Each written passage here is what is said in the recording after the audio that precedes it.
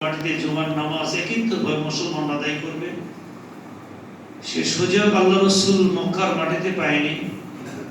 আর সেই মক্কা ভূমি ছেড়ে যখন মদিনায় চলে আসছিলেন, আর আল্লাহ পাক তার নবীকে বললেন, নবী গো, আপনি মক্কা ছেড়ে মদিনায় যাচ্ছেন, ইন্নাহা লাকা ফাতহু মুবিনা, আপনার জন্য এই ইসলাম একটা বিজয়ের দিন হবে। আপনি দেখবেন সারা বিশ্বে ইসলামের দামামা বেজে যাবে, ইসলামের ঘন্টা বেজে যাবে, আপনি সচক্ষে দেখবেন। তাই মদিনাতে এসে সব আনসার এবং মুহাজির সাহাবীরা মিলে মসজিদ নববীতে যখন জুমার নামাজ আল্লাহ রাসূল পড়ছিলেন, আল্লাহ রাসূল এবং সাহাবীদের মন ভরে গিয়েছিল, যেটা মক্কার মাটিতে হয়নি। আজকে মদিনার মাটিতে সব মুসলমান এক জায়গায় জমা হয়ে সালাতুল জুমা আদায় করার জন্য আল্লাহ সুযোগ দান করেছেন, আল্লাহ তৌফিক দান করেছেন। তাই এই নামাজ এটা খুব বড় সম্পদ মুমিনের জন্য। ঈমান নিয়ে আসার পরে যেটা সব থেকে বড় ঈমানের পরে সম্পদ, সেটা হলো as-সালাত, নামাজ।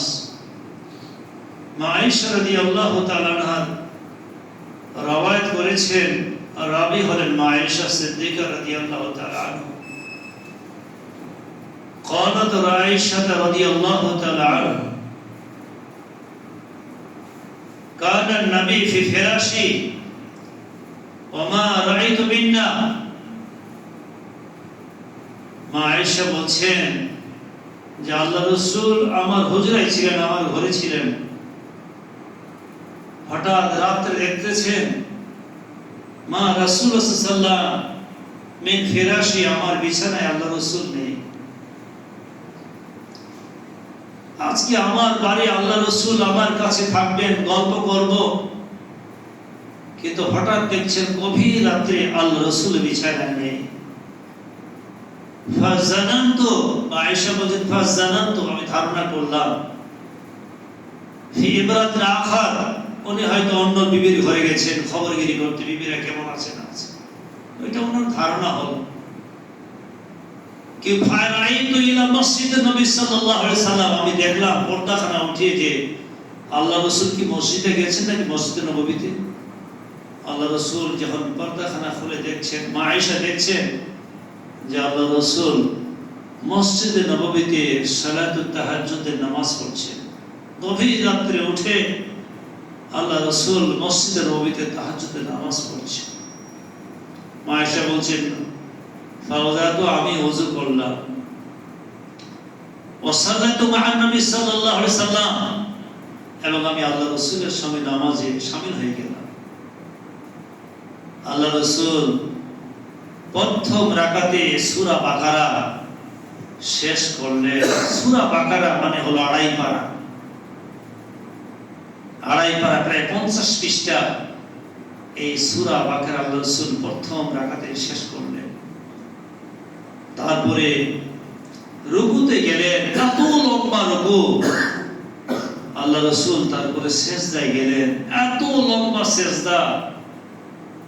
ফাজারাতু আন্নাহু কাদ মাতা, আল্লাহ রাসূল আয়েশা বলছেন, আল্লাহ রাসূল বিবি বলছেন, আল্লাহ রাসূল সিজদায়, তাহাজ্জুদের সিজদায় এত লম্বা সিজদা। ফাজারাতু আন্নাহু কাদ মাতা, আমি দেখলাম যে হয়তো আল্লাহ রাসূল দুনিয়া থেকে ইন্তেকাল করেছে। এই নামাজের মধ্যে আল্লাহ রাসূল ইন্তেকাল করেছেন, হয়তো আল্লাহ রাসূল আর বেঁচে নেই, ইন্তেকাল করেছেন। আমি আল্লাহ রাসূলের পায়ে চিমটি কাটলাম। চিমটি কাটার পরে আল্লাহ রাসূল পাটা হেলিয়ে দিলেন। আমি ভাবলাম যে না, আল্লাহ রাসূল নামাজেই আছে। ফাসাল্লামা, আল্লাহ রাসূল যখন নামাজ সমাপ্ত করে যখন সালাম ফিরে দিলেন, সালাম ফেরার পরে আমাকে জিজ্ঞাসা করেছেন, আয়েশা তুমি আমার সঙ্গে নামাজ পড়ছিলে, তো এই আমার পায়ে কেন চিমটি কেটে দিয়েছিলে? বলছি, ইয়া রাসূলুল্লাহ, আপনার এই তাহাজ্জুদে এত লম্বা নামাজ, এত লম্বা কিরাত, এত লম্বা রুকু, এত লম্বা সিজদা, আমি ভাবছি যে এই সিজদা থেকে হয়তো আপনার মাথা তুলবেন না, এই সিজদার মধ্যে হয়তো আপনি আল্লাহর প্রিয় হয়ে চলে গেছেন, আপনি ইন্তেকাল করেছেন। কিন্তু যখন আমি চিমটি কাটলাম, পা আপনি যখন হিলালেন, তখন আমার ধারণা যে না, আপনি ইন্তেকাল করেননি, আপনি বাহায়াতে আছেন। আল্লাহ রাসূল গফিরা লাকা মা তাকাদ্দামা ওয়া মা তাআখারা, রাওয়াহু বুখারী।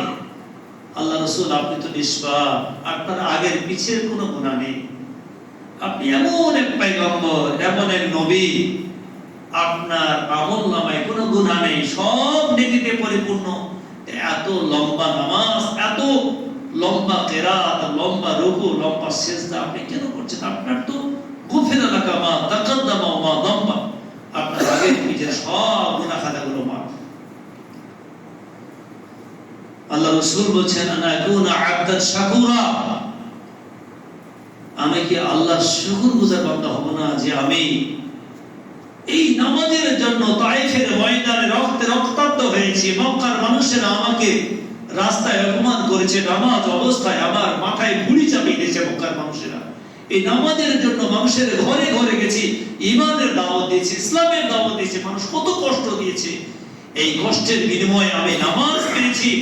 আমি কি আল্লাহর শুকরগুজার বান্দা হব না যে আমি নবী হিসাবে আমার আগের পিছের সব গুনাহ মাফ, আমি শেষ নবী, আমি হলাম খাতামুন নবীন, আমি সমস্ত নবীদের ইমাম, আমি শেষ নবী। এত আল্লাহ আমাকে মর্যাদা দিয়েছেন, এত আমাকে সম্মান দিয়েছেন। আল্লাহ ইয়াকুন আবদান শাকুরা, আমি কি আল্লাহর শুকরগুজার বান্দা হব না? আমি আল্লাহর শুকরগুজার বান্দা হওয়ার জন্য আমি তাহাজ্জুদ নামাজ পড়ি, আমি নামাজে বেশি বেশি করে সময়টা দিই। আল্লাহ রাসূল সাল্লাল্লাহু আলাইহি ওয়াসাল্লাম বলেন, as-সালাতু কুররাতু আয়ুনি, আমার চোখের শীতলতা হলো নামাজ।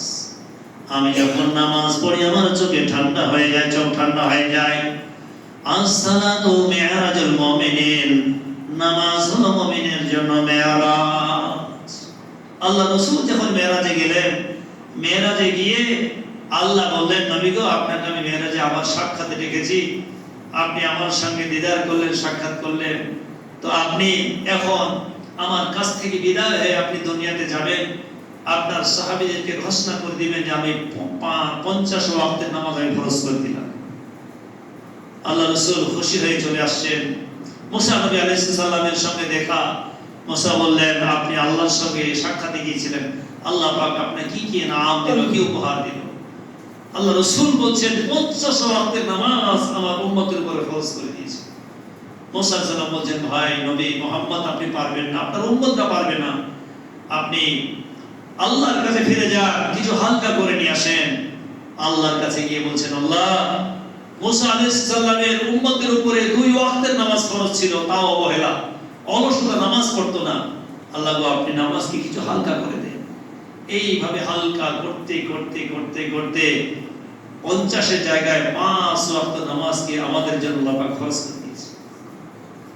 আর এই 5 ওয়াক্তের নামাজ আমরা যদি ইহতিমামের সঙ্গে আদায় করি, তাহলে কিতাবে লেখা আছে, হাদিসে লেখা আছে, আমরা 50 ওয়াক্তের যে সওয়াব, সেটাই আল্লাহ পাক আমাদের আমলনামায় দিয়ে দেন।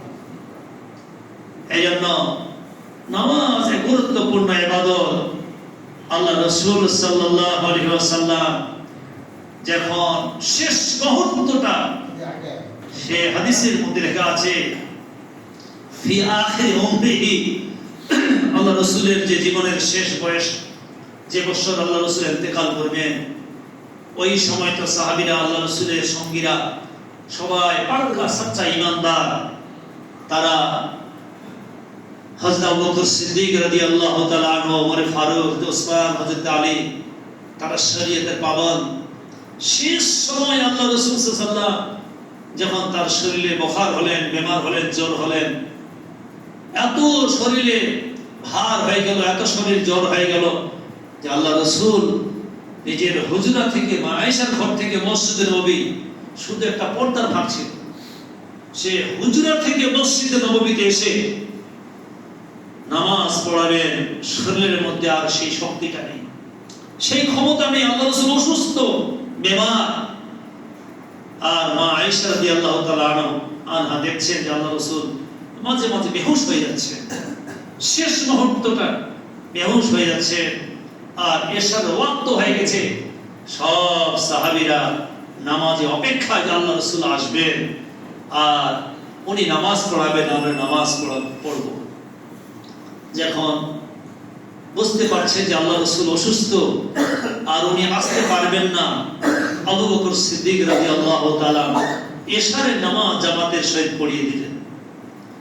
আল্লাহ রাসূল সাল্লাল্লাহু আলাইহি ওয়াসাল্লাম আয়েশাকে বলছেন, কখনো হুঁশ কখনো বেহুশ। আল্লাহ রাসূল সাল্লাল্লাহু আলাইহি ওয়াসাল্লাম আয়েশাকে বলছেন, আয়েশা এখন কোন ওয়াক্তের নামাজের সময়? আল্লাহ রাসূল বলছেন, এই সময় হলো এশারের ওয়াক্তের সময়। আল্লাহ রাসূল আপনার জন্য সাহাবীরা মসজিদে অপেক্ষায় থেকে তারা নামাজ শুরু করে দিয়েছে। আল্লাহ রাসূল বলছেন, আয়েশা আমার মাথাটা একটু উঁচু করো, আমি দেখি আমার সাহাবারা কিভাবে নামাজ পড়ে, কিভাবে তারা জামাতের সহিত সারিবদ্ধভাবে নামাজ পড়ে, আমি দেখব। ওটা ছিল আল্লাহ রাসূলের জীবনের শেষ এশারের ওয়াক্ত। আল্লাহ রাসূল সাল্লাল্লাহু আলাইহি ওয়াসাল্লামের মাথা মোবারক মা আয়েশা একটু উঠিয়ে দিলেন, একটু উঁচু করলেন, আর পর্দাখানা হুজরা থেকে পর্দাটা খুলে দিলেন। আল্লাহ রাসূল দেখে তৃপ্তি পেয়ে গেলেন, হায় রে আমার সাহাবীরা আজকে সারিবদ্ধভাবে, আজকে তারা কাঁধে কাঁধ মিলিয়ে লাইন সোজা করে নামাজ পড়ছে। এই নামাজের জন্য আমাকে কত কষ্ট করতে হয়েছে, নামাজের জন্য আমাকে কত মেহনত করতে হয়েছে। আজকে এই নামাজ সাহাবীদের মাঝে চলে এসেছে। আমি আল্লাহর কাছে প্রত্যাশা করি, ভরসা করি, কিয়ামত পর্যন্ত আনেওয়ালা উম্মত, আনেওয়ালা মুসলমান এই জামাতের সঙ্গে নামাজ পড়বে, আলহামদুলিল্লাহ। আল্লাহ রাসূল সাল্লাল্লাহু আলাইহি ওয়াসাল্লাম দেখে তৃপ্তি পেলেন যে কুল্লু নাফসিন যায়িকাতুল মাউত, সমস্ত মানুষকে, সমস্ত প্রাণীকে মৃত্যুর স্বাদ গ্রহণ করতে হবে, আমি এই দুনিয়াতে থাকবো না।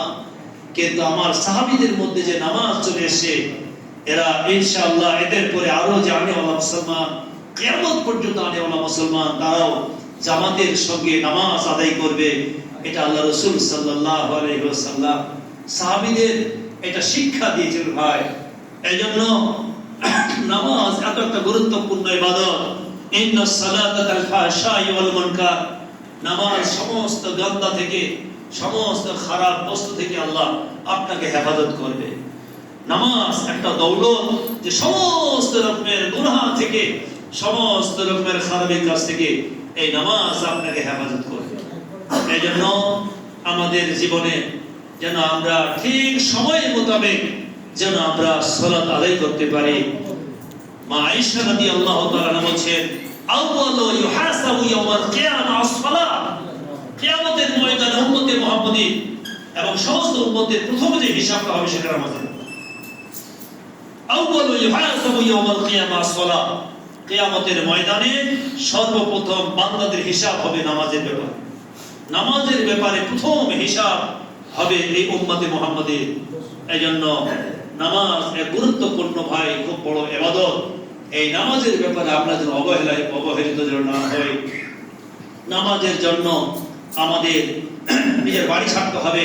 কারণ আল্লাহ রাসূল বলছেন যে আমার মন চায় যারা নিজের বাড়িতে নামাজ আদায় করে মসজিদে আসে না, জামাতে শামিল হয় না, আল্লাহ রাসূল বলছেন আমার মন চায় যে ওদের বাড়িগুলো আগুন দিয়ে জ্বালিয়ে দিই। যারা নিজের ঘরের মধ্যে নামাজ পড়ে, মাউজুর নয়, শরীর স্বাস্থ্য ভালো, তবুও মসজিদে আসে না, আমার মন চায় যে তাদের বাড়িগুলো আগুন দিয়ে জ্বালিয়ে দিই। কিন্তু সেই বাড়িগুলো যদি ছেলে মেয়ে না থাকতো, আমি সেই বাড়িগুলো জ্বালিয়ে দিতাম। কিন্তু সেই বাড়িতে মেয়েরা থাকে, বাচ্চারা থাকে, এই জন্য সেই বাড়ি আগুন দিয়ে জ্বালানো যাবে না।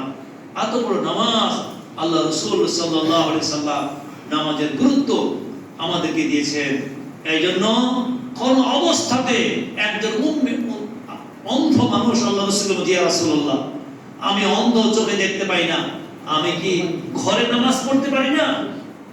আল্লাহ রাসূল সাল্লাল্লাহু আলাইহি সাল্লামকে একজন সাহাবী জিজ্ঞাসা করছেন, উম্মে মাকতুম রাদিয়াল্লাহু তাআলা আনহা, যে আমি তো অন্ধ, দেখতে পাই না, আমি কি ঘরে নামাজ পড়ব না মসজিদে যাব? আল্লাহ রাসূল বললেন, তুমি তো অন্ধ, চোখ দিয়ে দেখতে পাও না, ঠিক আছে, কিন্তু তুমি কি আযান শুনতে পাও? তুমি কি আযান শুনতে পাও? হাল সামিতাল আযান, তুমি কি আযান শুনতে পাও? সাহাবী বললেন, না ইয়া রাসূল। তুমি যখন আযান শুনতে পাও, তাহলে আযান শোনার পরে আর ঘরে নামাজ পড়া যাবে না, মসজিদে আসতে হবে। আযান শোনার পরে তোমাকে মসজিদে নামাজ পড়তে হবে, কারণ ঘরে নামাজ পড়লে আপনি এক গুণ সওয়াব পাবেন, আর যখন জামাতে সারিবদ্ধভাবে তাকবীরে উলার সঙ্গে নামাজ পড়বেন তো আপনি সওয়াব পাবেন। 27 গুণ হাদিসের মধ্যে আসে, কিতাবুস সালাতের মধ্যে আসে, জামাতের সহিত নামাজ পড়লে আপনি 27 গুণ সওয়াব পাবেন। এই জন্য খুব গুরুত্বপূর্ণ ইবাদত এই নামাজ। মান তারাকা সালাতাল মুতাব্বিদা ফাকাদ কাফারা, রাওয়াহুল বুখারী ওয়া মুসলিম। যে ব্যক্তি ইচ্ছাকৃতভাবে নামাজ তরক করলো সে কুফরিওয়ালা আমল করলো। ওলামাদের ইত্তেফাক কুফরিওয়ালা আমল, যারা কাফেররা যেমন আমল করে নামাজ পড়ে না, তো মুসলমান যদি নামাজ ছেড়ে দেয় তো সে কুফরওয়ালা আমল করলো। আর আল ফারকু আল মুমিন ওয়াল মুশরিক আস-সালাহ তারাকুস সালাহ। মুমিন আর মুশরিকের মধ্যে ফারাক হলো নামাজ তরক করে। যে ব্যক্তি নামাজ তরক করলো সে তার আর ঈমান থাকলো না, সে ঈমান তার চলে গেল। এই জন্য ভাই আমাদের ঈমান যেন না চলে যায়, তার জন্য আমাদের এই ঈমান হালাতে অবস্থা থেকে নামাজ আদায় করতে হবে। ফাইদা বালাগা আশরা ইবনান, তোমার সন্তানের বয়স 10 বছর হয়ে যায়, আল্লাহ রাসূল সাল্লাল্লাহু আলাইহি ওয়াসাল্লাম বলেন ফাসিবুহু, তাদেরকে আঘাত করো, তাদেরকে মারার হুকুম আছে হাদিসের মধ্যে। আপনার সন্তানের বয়স হয়ে গেছে 10 বছর, আপনার কন্যার বয়স হয়ে গেছে 10 বছর, নামাজ পড়ে না, আল্লাহ রাসূল বলেন ফাসিবুহু বিল আসা, লাঠি দিয়ে আঘাত করো, একটু আঘাত করতে হবে, দণ্ডপট করতে হবে। এরপরে নামাজ না পড়লে তোমাকে আমি খেতে দেব না, তুমি নামাজ না পড়লে তোমার শিক্ষককে বলে দিব। এই জন্য নামাজ একটা গুরুত্বপূর্ণ ইবাদত। এই জন্য ভাই আমরা নিজেও নামাজ পড়বো এবং আমাদের সন্তানে যারা আছে সবাইকে নামাজের জন্য আপনাকে একটু কঠোর হতে হবে। বিবিরা নামাজ না পড়লে তাদের মধ্যে দণ্ডপট করতে হবে। এবং শরীয়তের বিধান হলো একজন নামাজি মানুষ তার স্ত্রীকে বোঝাতে সে যদি নামাজ না ধরে তাহলে শরীয়ত তালাকের ইজাজত আছে, তালাক তো দেওয়া যাবে। তালাক কি জন্য? আপনার তরকারিতে লবণ বেশি হয়েছে তার জন্য তালাক, আপনার কাম করে না তার জন্য তালাক না। সে যদি শরীয়ত মোতাবেক না চলে, আল্লাহ রাসূলের বিধান মোতাবেক না চলে, তার জিন্দেগিতে যদি নামাজ না আসে তাহলে শরীয়ত মোতাবেক তার তালাক দেওয়া জায়েজ আছে, বিবিকে তালাক দেওয়া জায়েজ আছে। এই জন্য ভাই আমরা একটু বিবিদেরকে বোঝাবো, তারাও যেন আমাদের মতো নামাজি হয়ে যায়, তারা যেন মুসল্লা বেশি, তারাও যেন আমাদের সঙ্গে যেন নামাজ আদায় করে। এই জন্য কিয়ামতের ময়দানে নামাজের কঠোর হিসাব হবে। এই জন্য হাদিসের মধ্যে আসছে যে নামাজ এই সিজদার জায়গা, এই হাতের জায়গা, পায়ের জায়গাগুলো কবরের নূর প্রবাহিত হবে। এই জন্য সিজদার জায়গাগুলো ওয়াসজুদ ওয়াক্তাই, আল্লাহ পাক কোরআনে বলেছে তুমি যদি আল্লাহর নিকটবর্তী হতে চাও তাহলে আল্লাহকে সিজদা করো। আল্লাহর নিকটবর্তী কারা? যারা আল্লাহকে সিজদা করে।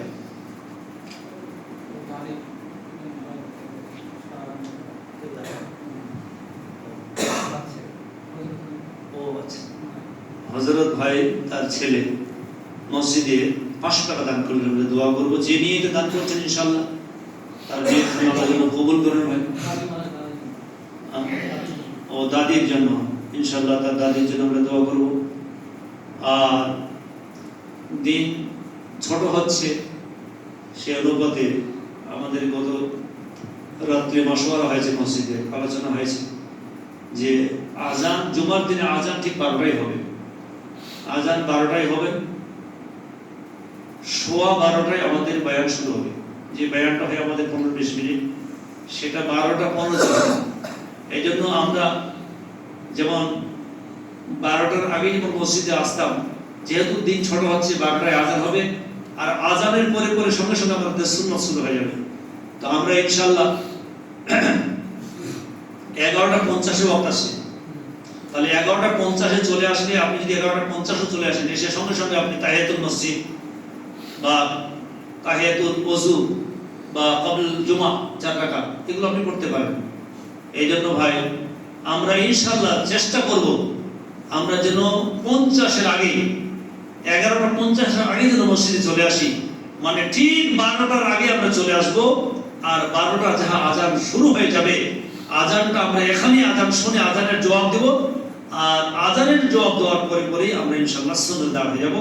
আর ঠিক সোয়া 12টা বেজে যাবে, আমাদের বক্তব্য শুরু হয়ে যাবে ইনশাআল্লাহ 12:30 ইনশাআল্লাহ আমাদের খুতবা শুরু হয়ে যাবে, তারপর ইনশাআল্লাহ নামাজ শুরু হয়ে যাবে। আর ঠান্ডার মৌসুম শুরু হতে চলেছে, আমরা সবাই নামাজের পাবন্দী হই ভাই। আমরা নিজের ছেলে মেয়ে থেকে নামাজ পড়াই, নিজে নামাজের পাবন্দী হই। আপনারা একটা মসজিদ পেয়েছেন আলহামদুলিল্লাহ। আপনারা সবাই নিজের নিজের গ্রামগঞ্জ থেকে এখানে আমিনপুরটাকে আবাদ করতেছেন। আমিনপুরটা চালু হয়েছে, দোকান বাজার অনেক কিছু চালু হয়েছে ইনশাআল্লাহ। আপনাদের সবার কাছে আমার আবেদন যে আপনারা নামাজ কি পাবন্ধ এবং নামাজ জামাতের সহিত নামাজ পড়ার চেষ্টা করবেন। নামাজ পড়বেন কিন্তু জামাতের সহিত। এটা নয় যে নামাজ পড়লাম একাই পড়লাম বা পরে পড়লাম, এমন না। নামাজটা আপনারা এখানে, আমি তো খতিব হিসাবে আছি, তারপরও আপনারা একটা ইমাম রেখেছেন নাকি গো? একটা আপনারা ভালো খরচ দিয়ে একটা আরো 5 ওয়াক্তের ইমাম রাখতেছেন, এটা আপনাদের একটা মেহনত। তো সেই হিসাবে আপনারা ইমাম রাখতেছেন, আর তার পিছনে যে আপনারা নামাজ না পড়তে পারেন, তাহলে ইমাম রাখলেন কেন ভাই? আমার প্রশ্ন, কেন রাখলেন? তাহলে ইমাম রেখেছেন মানে কি আমি নামাজ পড়বো? এই জন্য আপনারা সবাই যেন জোহর আসর মাগরিব এশা যেন ঠিক যথাসময় যেন জামাতের সহিত নামাজ সবাই শামিল হতে পারেন। আল্লাহ তৌফিক দান করুন। ওয়া আখিরু দাওয়ানা আলহামদুলিল্লাহ।